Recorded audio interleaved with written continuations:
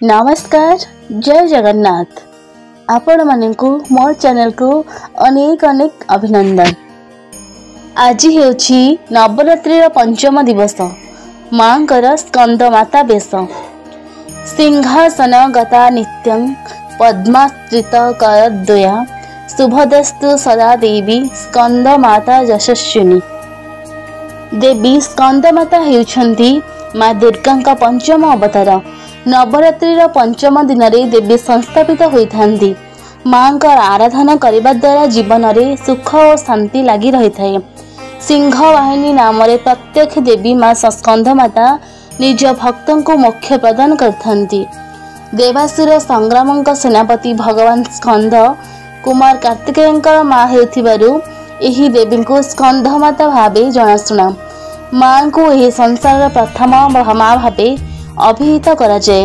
एही रूपरे भगवान स्कंद छोट पिला रूपरे माँ का कोଳରେ विराजमान करथांती। एही रूपरे माँ का चारिभुज होइथाए। दुई हाथरे पद्मफूल शोभित होइथिबा बेले अन्य दुई हाथरे माँ भक्तों को आशीर्वाद प्रदान करथांती। अन्य एक हाथरे निज पुओ स्कंद को धरी रखिथांती। पौराणिक कथा अनुसार जेतेबेले धरित्री उपरे असुरंकर अत्याचार बढ़िथिला सेही समय माँ सेमानंकर विनाश करने सह समस्त असुर को मुक्ति देवा सह संसार रे शांति बजाय रखिथिले।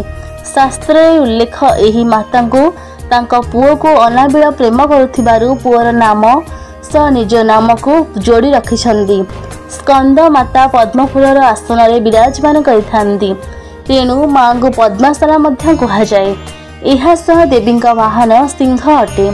माँ निज भक्तों को स्नेह और प्रेम रखा सबुबले चाहती। तेणु माँ को प्रसन्न करने को हेले धड़ा वस्त्र परिधान करी पूजा करने दरकार। पूजार विधि सर्वप्रथमे पूजा करने व्रत और संकल्प नियंतु। एहा परे हाथ में दुब और फूल चाउल धरी माँ का मंत्र जप करी आवाहन करंतु। एहा परे देवी को सिंदूर टीका लगाई दियंतु। माँ का सबुठार प्रिय हेउछि पद्म फूल। तेणु सुगंधित द्रव्य फल आदि चढ़ातु।